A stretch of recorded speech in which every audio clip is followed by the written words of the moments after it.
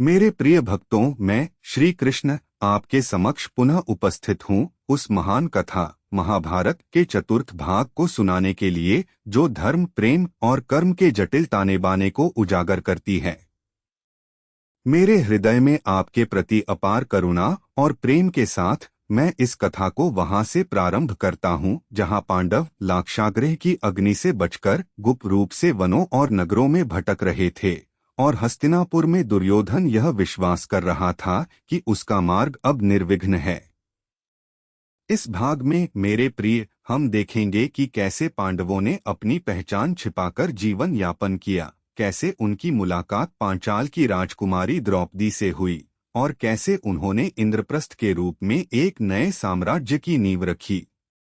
यह कथा उन घटनाओं की है जिन्होंने कौरवों और पांडवों के बीच की खाई को और गहरा किया और मेरे प्रिय सखा अर्जुन के जीवन में मेरी उपस्थिति को और अधिक सशक्त बनाया। आइए इस कथा को और आगे बढ़ाएं, जहां भाग्य का चक्र नए रंग दिखाता है और पांडव अपने धर्मपथ पर अडिग रहते हैं। लाक्षागृह की अग्नि से बचने के पश्चात पांडव और उनकी माता कुंती ने वनवास का जीवन अपनाया। वे अब ब्राह्मणों के वेश में अपनी पहचान छिपाकर विभिन्न नगरों और वनों में भटक रहे थे।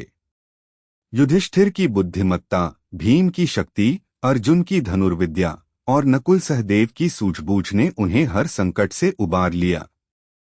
इस दौरान मेरे प्रिय पांडवों ने कई कठिनाइयों का सामना किया, किंतु उनकी एकता और धर्मनिष्ठा कभी डगमगाई नहीं। एक बार जब वे एक वन में विश्राम कर रहे थे, तब भीम की मुलाकात हिडिंबा से हुई, जैसा कि मैंने पहले बताया। हिडिंबा के साथ भीम का विवाह हुआ और उनके पुत्र घटोत्कच ने पांडवों के लिए एक नया सहयोगी जोड़ा। पांडवों ने अपने गुप्त जीवन में कई छोटे छोटे नगरों में शरण ली और ब्राह्मणों के रूप में भिक्षा मांगकर अपना जीवन यापन किया। इस दौरान कुंती ने अपने पुत्रों को सदा धर्म और सत्य के मार्ग पर चलने की प्रेरणा दी। युधिष्ठिर, जो धर्मराज के नाम से जाने जाते थे, अपने भाइयों को एकता और धैर्य का पाठ पढ़ाते रहे। किंतु मेरे प्रिय, यह गुप्त जीवन लंबे समय तक नहीं चल सकता था, क्योंकि भाग्य ने पांडवों के लिए एक नया मोड़ तैयार किया था।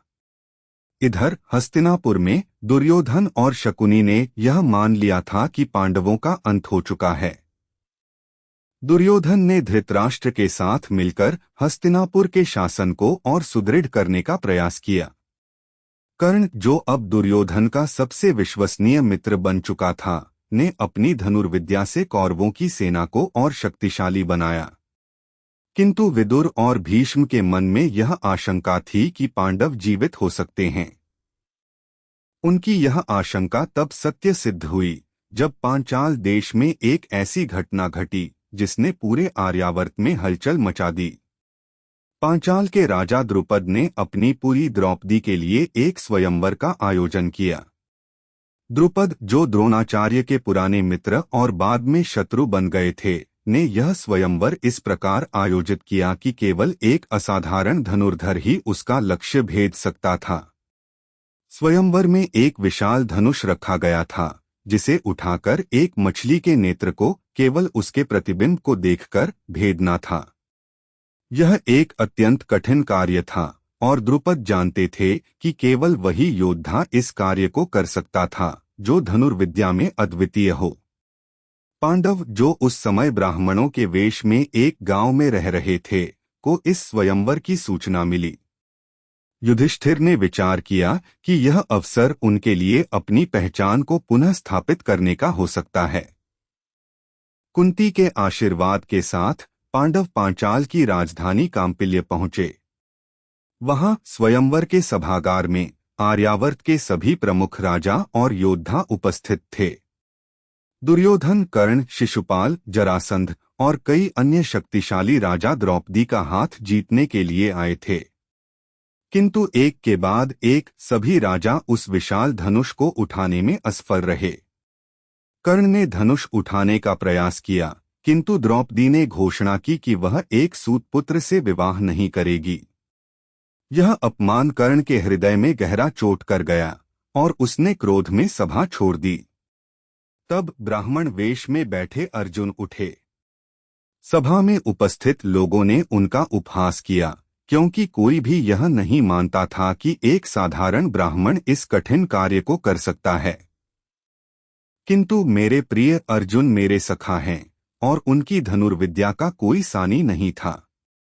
अर्जुन ने धनुष उठाया, उसे तानकर मछली के नेत्र को भेद दिया, और इस प्रकार द्रौपदी का वरण किया। सभा में उपस्थित सभी लोग स्तब्ध रह गए, और द्रुपद को यह विश्वास हो गया कि यह ब्राह्मण कोई साधारण व्यक्ति नहीं है। स्वयंवर के पश्चात जब पांडव द्रौपदी को लेकर अपनी कुटिया में लौटे, तो कुंती ने बिना देखे कहा कि जो भी भिक्षा में मिला है उसे पांचों भाइयों में बराबर बांट लें। यह सुनकर पांडव और द्रौपदी धर्म संकट में पड़ गए, क्योंकि द्रौपदी अब अर्जुन की पत्नी थी। किंतु कुंती के वचनों का सम्मान करते हुए और मेरे परामर्श पर यह निर्णय लिया गया कि द्रौपदी पांचों पांडवों की पत्नी होगी। मैंने स्वयं मेरे प्रिय द्रौपदी को यह आशीर्वाद दिया कि वह पांचों भाइयों के साथ एक पवित्र और धर्मसंगत दाम्पत्य जीवन जिएगी। द्रुपद को प्रारंभ में यह व्यवस्था स्वीकार करने में संकोच हुआ, किंतु मेरी उपस्थिति और युधिष्ठिर की धर्मनिष्ठा ने उन्हें विश्वास दिलाया। इस प्रकार द्रौपदी पांडवों की पत्नी बनी, और उनका यह विवाह कुरु वंश के लिए एक नया अध्याय बन गया। द्रौपदी, जो अग्नि से उत्पन्न हुई थीं, अपने तेज बुद्धि और सौंदर्य के लिए जानी गईं, और पांडवों के जीवन में एक नई शक्ति बनकर आईं। पांचाल में पांडवों की जीवित होने की खबर हस्तिनापुर पहुंची, और दुर्योधन के हृदय में भय और क्रोध का तूफान उठ खड़ा हुआ।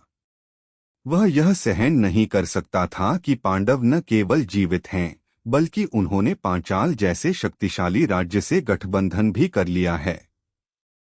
धृतराष्ट्र, जो अपने पुत्र के प्रति अंधप्रेम में बंधे थे, भी इस खबर से परेशान थे। किंतु भीष्म, विदुर और प्रजा ने पांडवों के लौटने की बात पर हर्ष व्यक्त किया। विदुर ने धृतराष्ट्र को सलाह दी कि पांडवों को सम्मान के साथ हस्तिनापुर बुलाया जाए और उन्हें उनका उचित हिस्सा दिया जाए।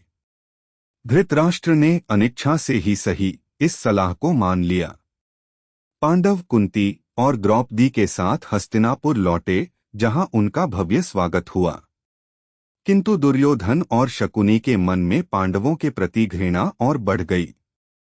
भीष्म और विदुर ने यह प्रस्ताव रखा कि कुरु साम्राज्य को 2 भागों में बांटा जाए, ताकि कौरव और पांडव दोनों अपने अपने क्षेत्रों में शांति से शासन कर सकें। धृतराष्ट्र ने इस प्रस्ताव को स्वीकार किया, और पांडवों को खांडवप्रस्थ नामक एक उजाड़ और बंजर भूमि दी गई। पांडवों ने मेरे मार्गदर्शन में खांडवप्रस्थ को एक समृद्ध और वैभवशाली नगर में परिवर्तित किया। मैंने स्वयं मेरे प्रिय अर्जुन और भीम की सहायता से खांडव वन को जलाकर साफ किया, और वहां एक नया नगर बसाया, जिसे इंद्रप्रस्थ के नाम से जाना गया। इस कार्य में मयासुर, जो एक दानव कारीगर था, ने पांडवों की सहायता की और एक भव्य राजमहल का निर्माण किया, जो अपनी सुंदरता और वैभव में अद्वितीय था। इंद्रप्रस्थ जल्द ही आर्यावर्त का एक प्रमुख केंद्र बन गया, और पांडवों का शासन धर्म और न्याय पर आधारित था। युधिष्ठिर ने अपने शासनकाल में प्रजा का हृदय जीता, और द्रौपदी ने अपने बुद्धि और करुणा से इंद्रप्रस्थ को और समृद्ध बनाया।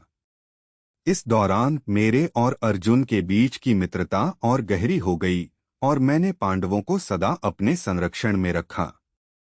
किंतु मेरे प्रिय दुर्योधन का हृदय इंद्रप्रस्थ के वैभव को देखकर और अधिक जलने लगा। शकुनी ने उसकी इस ईर्ष्या को और भड़काया, और उसने एक नई योजना बनाई, जिसका उद्देश्य पांडवों को पूर्ण रूप से नष्ट करना था।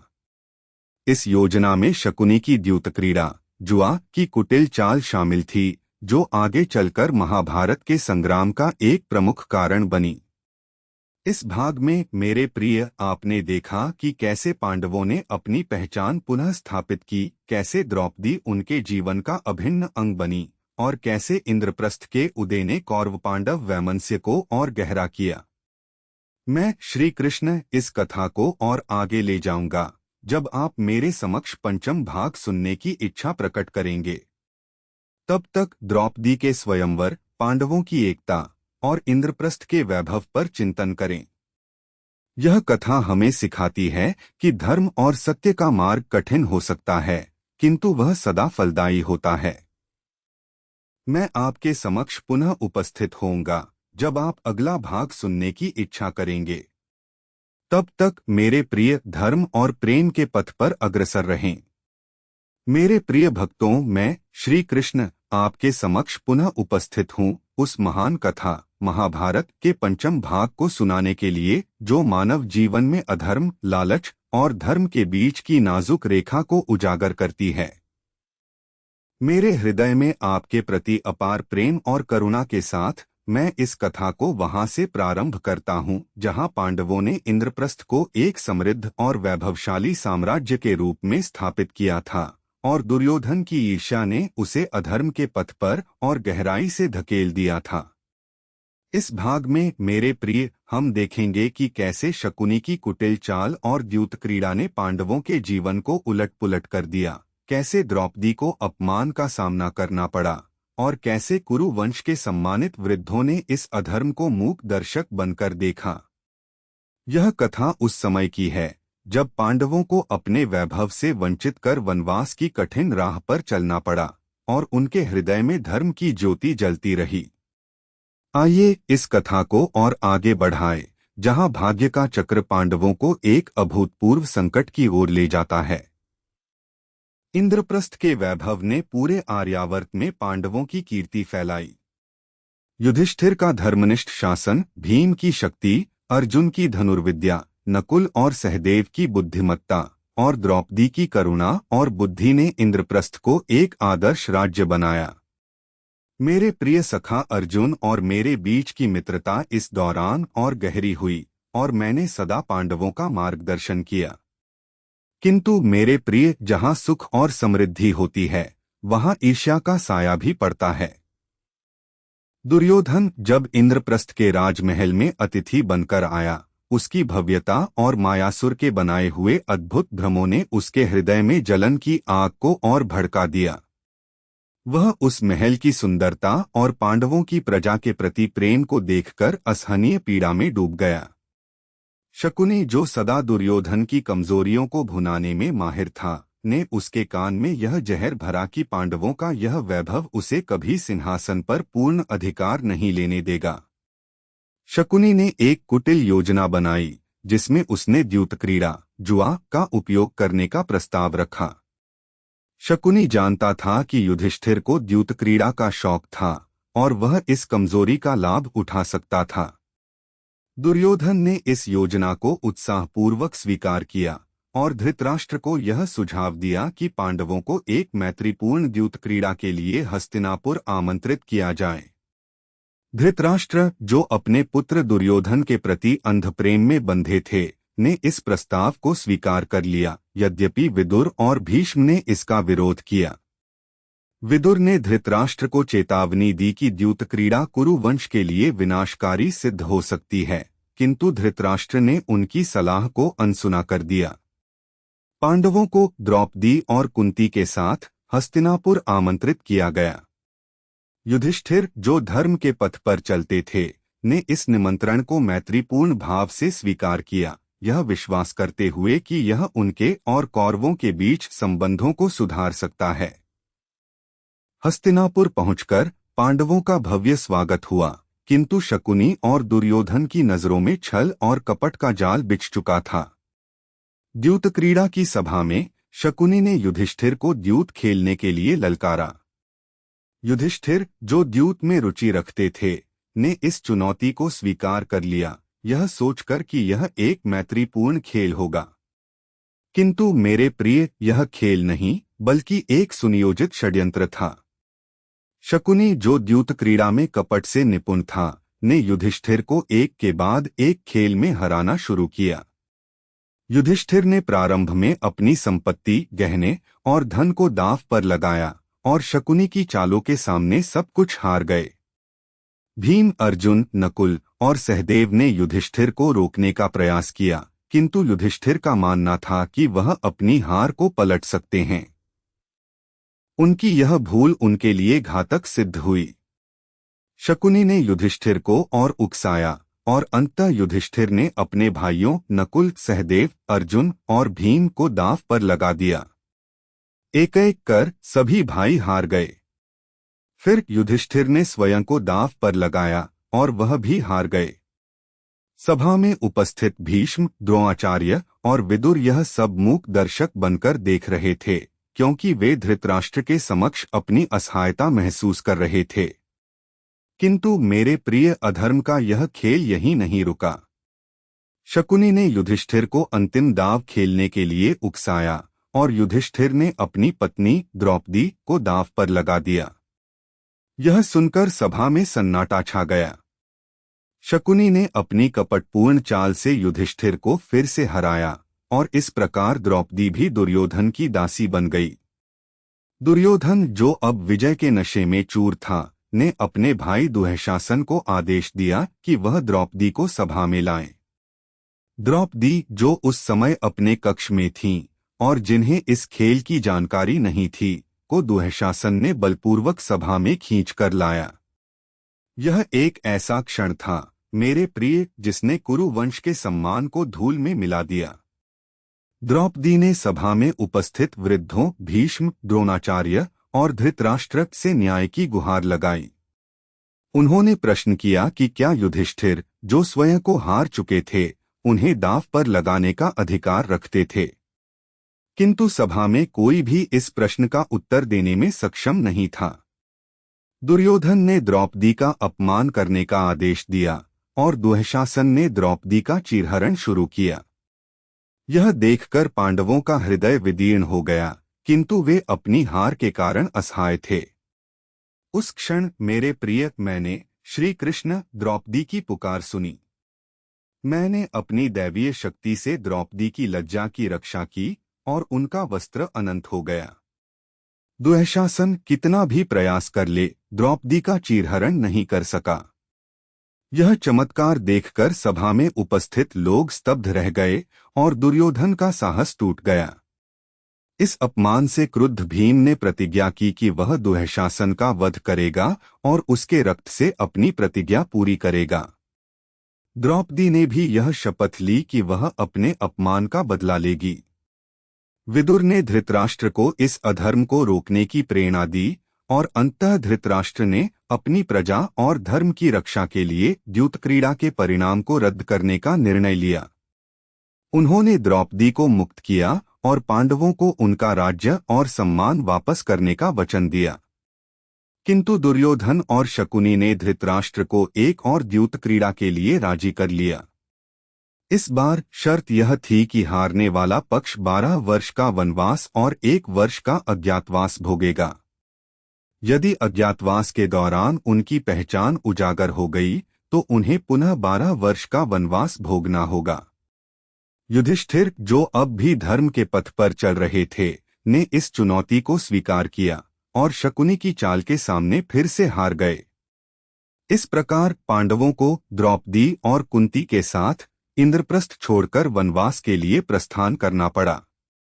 पांडवों ने अपने वनवास की शुरुआत की और यह समय उनके लिए कठिनाइयों और आत्मनिरीक्षण का समय था। युधिष्ठिर ने अपने भाइयों को धैर्य और धर्म का पाठ पढ़ाया, जबकि भीम और द्रौपदी के हृदय में दुर्योधन और दुःशासन के प्रति प्रतिशोध की ज्वाला जल रही थी। अर्जुन, मेरे सखा, ने इस दौरान कई तप और साधनाएं की और मेरे मार्गदर्शन में उन्होंने कई दैवीय अस्त्र शस्त्र प्राप्त किए। मैंने स्वयं अर्जुन को पाशुपतास्त्र प्रदान करने के लिए शिव की तपस्या करने की सलाह दी और अर्जुन ने हिमालय में कठोर तप कर यह अस्त्र प्राप्त किया। नकुल और सहदेव ने भी अपने कौशल को और निखारा और द्रौपदी ने अपने पतियों के साथ हर कठिनाई में साथ दिया। इस दौरान पांडवों ने कई ऋषियों और संतों से मुलाकात की, जिन्होंने उन्हें धर्म और कर्म का गहन ज्ञान दिया। किंतु मेरे प्रिय, वनवास का समय केवल कठिनाइयों का नहीं, बल्कि पांडवों की एकता और दृढ़ता को और सशक्त करने का समय था। इधर हस्तिनापुर में दुर्योधन ने इंद्रप्रस्थ को अपने नियंत्रण में ले लिया और वह अब पूरे कुरु साम्राज्य का स्वामी बन गया। किंतु उसका हृदय शांति से वंचित था, क्योंकि उसे यह भय सताता था कि पांडव एक दिन लौटेंगे। शकुनी और कर्ण ने दुर्योधन को और उकसाया और उन्होंने यह सुनिश्चित करने की योजना बनाई कि पांडव अज्ञातवास में असफल हों। कुरुवंश के वृद्धों भीष्म, द्रोणाचार्य और कृपाचार्य ने इस अधर्म को देखकर दुख व्यक्त किया, किंतु वे धृतराष्ट्र की कमजोरी के सामने असहाय थे। विदुर ने सदा सत्य और धर्म का पक्ष लिया, किंतु उनकी सलाह को बार बार अनसुना किया गया। पांडवों के वनवास के दौरान मैंने स्वयं कई बार उनकी सहायता की और मेरे प्रिय सखा अर्जुन के साथ मेरी मित्रता और गहरी हुई। वनवास के 12 वर्ष पूर्ण होने के पश्चात पांडवों ने अपने अज्ञातवास की तैयारी शुरू की। उन्होंने यह निर्णय लिया कि वे मत्स्य देश के राजा विराट के दरबार में ब्राह्मण और सेवकों के वेश में शरण लेंगे। युधिष्ठिर ने कंक नाम से राजा विराट के सलाहकार के रूप में, भीम ने बल्लभ नाम से रसोइये के रूप में, अर्जुन ने बृहन्नला नाम से एक नर्तकी के रूप में, नकुल ने ग्रंथिक नाम से अश्वपाल के रूप में और सहदेव ने तंतिपाल नाम से ग्वाले के रूप में और द्रौपदी ने सैरंध्री नाम से रानी सुदेशना की दासी के रूप में अपनी पहचान छिपाई। इस प्रकार पांडवों ने अपने अज्ञातवास की शुरुआत की और यह समय उनके धैर्य और बुद्धि की सबसे बड़ी परीक्षा थी। इस भाग में मेरे प्रिय, आपने देखा कि कैसे द्यूतक्रीड़ा ने पांडवों के वैभव को छीन लिया, कैसे द्रौपदी के अपमान ने कुरुवंश के सम्मान को धूल में मिलाया और कैसे पांडवों ने वनवास और अज्ञातवास के कठिन मार्ग को अपनाया। मैं श्री कृष्ण इस कथा को और आगे ले जाऊंगा जब आप मेरे समक्ष षष्ठम भाग सुनने की इच्छा प्रकट करेंगे। तब तक द्रौपदी के अपमान, पांडवों के धैर्य और कौरवों के अधर्म पर चिंतन करें। यह कथा हमें सिखाती है कि अधर्म कितना भी शक्तिशाली प्रतीत हो, धर्म का मार्ग अंततः विजय होता है। मैं आपके समक्ष पुनः उपस्थित होऊंगा जब आप अगला भाग सुनने की इच्छा करेंगे। तब तक मेरे प्रिय, सत्य और करुणा के पथ पर अग्रसर रहें। मेरे प्रिय भक्तों, मैं श्री कृष्ण आपके समक्ष पुनः उपस्थित हूँ उस महान कथा महाभारत के षष्ठम भाग को सुनाने के लिए, जो धर्म, धैर्य और बुद्धि की परीक्षा की गहन कहानी को उजागर करती है। मेरे हृदय में आपके प्रति अपार प्रेम और करुणा के साथ मैं इस कथा को वहां से प्रारंभ करता हूँ जहां पांडवों ने द्रौपदी और कुंती के साथ 12 वर्ष के वनवास के पश्चात अपने अज्ञातवास की शुरुआत की थी। उन्होंने मत्स्य देश के राजा विराट के दरबार में विभिन्न वेशों में शरण ली ताकि अपनी पहचान छिपाकर द्यूतक्रीड़ा की शर्त को पूरा कर सकें। इस भाग में मेरे प्रिय, हम देखेंगे कि कैसे पांडवों ने अपनी पहचान को गुप्त रखने की कठिन चुनौती का सामना किया, कैसे द्रौपदी को कीचक के कारण अपमान का सामना करना पड़ा और कैसे उनकी पहचान अंततः प्रकट हुई। यह कथा उस समय की है जब दुर्योधन और उसके सहयोगियों ने पांडवों को खोजने के लिए हर संभव प्रयास किया, किंतु पांडवों की बुद्धि और मेरे मार्गदर्शन ने उन्हें सुरक्षित रखा। आइए इस कथा को और आगे बढ़ाएं, जहां पांडवों का धैर्य और एकता उनकी सबसे बड़ी शक्ति बनकर उभरी। पांडवों ने अपने अज्ञातवास के लिए मत्स्य देश के राजा विराट के दरबार को चुना, क्योंकि यह एक ऐसा राज्य था जहां उनकी पहचान उजागर होने की संभावना कम थी। युधिष्ठिर ने कंक नाम से एक ब्राह्मण का वेश धारण किया और राजा विराट के सलाहकार के रूप में दरबार में प्रवेश किया। उनकी बुद्धिमत्ता और धर्मनिष्ठा ने शीघ्र ही विराट का विश्वास जीत लिया। भीम, जिनकी शक्ति उनकी पहचान थी, ने बल्लभ नाम से रसोइये का वेश धारण किया और राजमहल की रसोई में कार्य करने लगे। उनकी शारीरिक शक्ति को छिपाने के लिए उन्होंने अत्यंत सावधानी बरती, किंतु उनकी रसोई कला ने सभी को प्रभावित किया। अर्जुन, मेरे प्रिय सखा, जिनकी धनुर्विद्या अतुलनीय थी, ने बृहन्नला नाम से एक नर्तकी का वेश धारण किया। यह उनके लिए सबसे कठिन कार्य था, क्योंकि एक योद्धा के लिए नर्तकी का रूप अपनाना न केवल शारीरिक बल्कि मानसिक रूप से भी चुनौतीपूर्ण था। किंतु अर्जुन ने इस भूमिका को पूर्ण निष्ठा के साथ निभाया और रानी सुदेशना की पुत्री उत्तरा को नृत्य और संगीत सिखाने लगे। नकुल ने ग्रंथिक नाम से अश्वपाल का कार्य संभाला और उनकी सुंदरता और अश्वों के प्रति प्रेम ने उन्हें दरबार में सम्मान दिलाया। सहदेव ने तंतिपाल नाम से ग्वाले का वेश धारण किया और गायों की देखभाल में अपनी बुद्धि और कौशल का परिचय दिया। द्रौपदी, जो पांचाल की अग्निजन्या थीं, ने सैरंध्री नाम से रानी सुदेशना की दासी का वेश धारण किया। उनकी सुंदरता और बुद्धि ने रानी का विश्वास जीता, किंतु यह सुंदरता उनके लिए एक नया संकट लेकर आई। पांडवों ने अपने अज्ञातवास को अत्यंत सावधानी से शुरू किया। वे एक दूसरे से गुप्त रूप से संपर्क में रहते थे ताकि उनकी पहचान उजागर न हो। युधिष्ठिर ने कंक के रूप में राजा विराट को नीति और धर्म का परामर्श दिया और उनकी सलाह ने मत्स्य देश के शासन को और सुदृढ़ किया। भीम ने रसोई में अपने कार्य को इतनी कुशलता से किया कि राजा और रानी उनकी प्रशंसा करने लगे। किंतु मेरे प्रिय भीम को अपनी शक्ति को छिपाने में कठिनाई होती थी। एक बार जब कुछ पहलवान दरबार में आए तो भीम ने बल्लव के वेश में उनसे कुश्ती लड़ी और उन्हें परास्त कर दिया। यह घटना उनकी पहचान के लिए खतरा बन सकती थी, किंतु युधिष्ठिर की सूझबूझ ने इसे सामान्य घटना के रूप में प्रस्तुत किया। अर्जुन बृहन्नला के रूप में उत्तरा को नृत्य और संगीत सिखाते हुए अपनी धनुर्विद्या को गुप्त रखने में सफल रहे। नकुल और सहदेव ने भी अपने कार्यों को पूर्ण निष्ठा से किया और उनकी विनम्रता ने दरबार में सभी का हृदय जीत लिया। किंतु द्रौपदी, जो सैरंध्री के रूप में रानी सुदेशना की सेवा कर रही थीं, को एक अप्रत्याशित संकट का सामना करना पड़ा। मत्स्य देश के सेनापति और रानी सुदेशना के भाई कीचक एक बलशाली किंतु कामुक और अहंकारी व्यक्ति था। उसकी दृष्टि सैरंध्री यानी द्रौपदी पर पड़ी और वह उनकी सुंदरता से मोहित हो गया। कीचक ने द्रौपदी को अपनी दासी बनाने का प्रयास किया और उनके साथ दुर्व्यवहार करने लगा।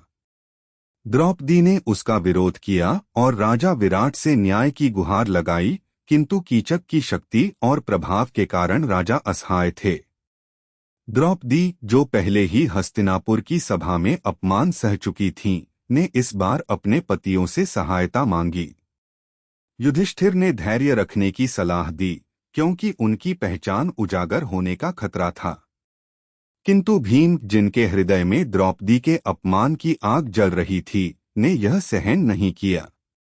द्रौपदी ने कीचक को एक गुप्त स्थान पर मिलने के लिए बुलाया और वहां भीम ने बल्लव के वेश में कीचक का वध कर दिया। कीचक की मृत्यु ने मत्स्य देश में हलचल मचा दी और दुर्योधन को यह संदेह हुआ कि यह कार्य पांडवों का हो सकता है, क्योंकि केवल भीम जैसा शक्तिशाली योद्धा ही कीचक को मार सकता था। दुर्योधन, जो पांडवों को उनके अज्ञातवास में खोजने के लिए उत्सुक था, ने शकुनी और कर्ण के साथ मिलकर एक योजना बनाई। उसने मत्स्य देश पर आक्रमण करने का निर्णय लिया ताकि पांडवों की पहचान उजागर हो सके। दुर्योधन ने अपने सहयोगी सुशर्मा, त्रिगर्त के राजा, को मत्स्य देश के दक्षिणी भाग पर आक्रमण करने के लिए भेजा। सुशर्मा ने मत्स्य की गायों को चुरा लिया, जिससे राजा विराट को युद्ध के लिए जाना पड़ा।